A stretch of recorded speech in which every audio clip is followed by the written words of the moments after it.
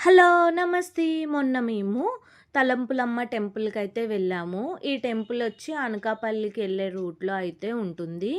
అమ్మవారైతే కొండపైనవైతే వెలిసారంట. నేనైతే first time ఈ టెంపుల్‌కైతే రావడము. చాలా అంటే చాలా పెద్ద కొండ పైన వెలిసారు అమ్మవారు.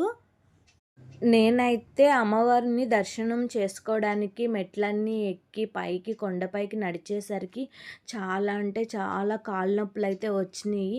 ఒకేసారి అమ్మవారు గృహలోని దర్శనం ఇచ్చేసరికి మనసు చాలా ప్రశాంతంగా అనిపిచ్చింది. అమ్మవారిని చూడగానే దానికి 2 కళ్ళు సరిపోలేదు. ఇక్కడ ప్రత్యేకత ఏంటంటే ప్రతి సండే కోళ్ళు, మేకలు, మొక్కులు కూడా ఇస్తారంట.